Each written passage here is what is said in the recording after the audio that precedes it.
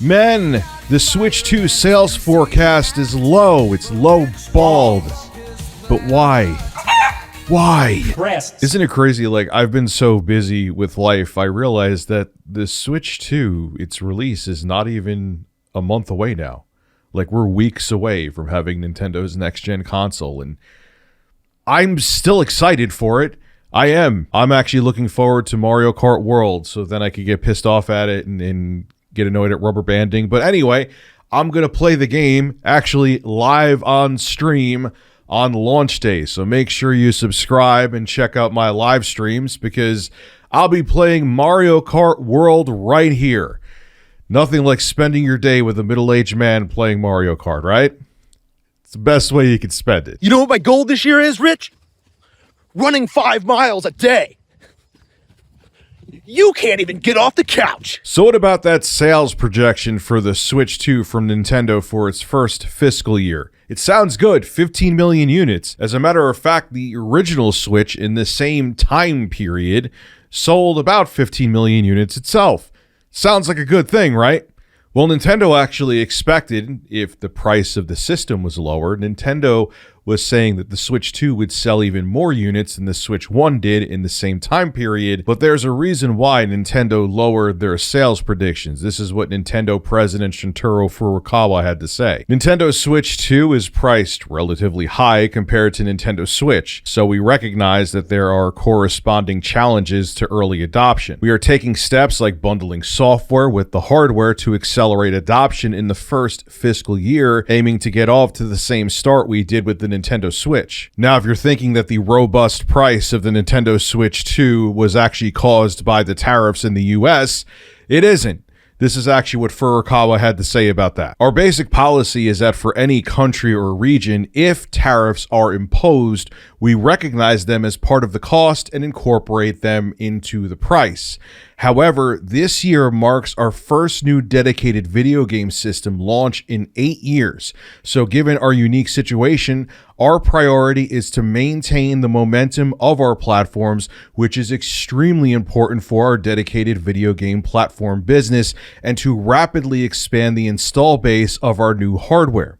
Consequently, if the assumptions on tariffs change, we would consider what kind of price adjustments we would appropriate, taking into account various factors such as the market conditions. He also said that if the US's current tariff rates persisted for a year, that would result in a negative impact of several tens of billions of yen at a profit level for Nintendo. Now, what Furukawa also said during this investor Q&A is that, look, initial demand where the system sold out everywhere, it may not happen in the long term. You may actually see sales dip and demand for the console dip throughout the year and during the holiday season, again, for the price. Jay from JKB said it best. Early adopters are always the die-hard fans. They would swim naked in sulfuric acid with piranhas in the water to get their hands on a new piece of kit, a new console. Once that goes away and it's just the average consumer left and they're like, oh, that's a $450 console or $499 if you get it with the temporary bundle of Mario Kart World. I'm good. I'll wait. I'll wait. Maybe I'll get it during the holidays, even if it's the same price. Maybe I'll wait for a revision. Maybe I'll wait to see if there's a sale. Sale. That's cute. A sale. We have companies like Microsoft increasing their prices of their 5-year-old consoles. So don't hold your breath for a sale, but you get my point. The average consumer is looking at the Switch 2, okay? I've talked about what I think of the price before. I take a little more pause now, saying that the hardware is an amazing value due to the motherboard leak and Geeker One actually showing off the hardware and doing simulated specs with similar-isk hardware on PC. It's not an apples-to-apples comparison like I've said before, but you know, you're still getting 120 hertz 1080p panel on the Switch 2.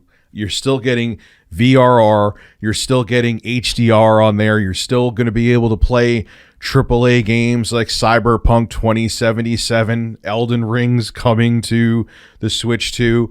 Why I'm excited for that, I don't know. But then you see benchmarks, again, simulated benchmarks, let me make it abundantly clear, where the Switch 2's GPU is behind the integrated graphics that AMD's had out for a bit, like the 780M, which that's on the 7840U CPU from AMD, and the 780M has been out for a couple years. And that's a chip that's in a lot of different handhelds that are already out of the market. I was hoping the Switch would have been at least at 780M levels from AMD. It may actually be more on par than the simulated benchmark showed, but I'm going to guess that it's not. If I was a betting man, I'm going to guess that those simulated benchmarks maybe aren't completely accurate, but more accurate than you would realize. So I still would say the pricing of the Switch isn't terrible for what you're getting, but the average consumer isn't going to see that. What they're going to think, because it's still, even though it was almost 9 years ago now, they're still going to think, wait a second, the original Switch, when I got that in 2017, was $299. There was even speculation that the original Switch was going to be $250. Remember that? We were wrong about that, but you look back and it's like, man, this console is going to be at least $150 more. And if I want to get it bundled with a game, it's going to be $200 more. And the average consumer doesn't care about the specs I just mentioned. They just want a game and they want Nintendo's next-gen system. And when they see that $450 or $499 price point, to them, it's like, yeah, that's a price too high. I don't care what specs are in there. I don't even understand what the hell you're talking about. So at least for you watching, there's a glass half full perspective you could look at.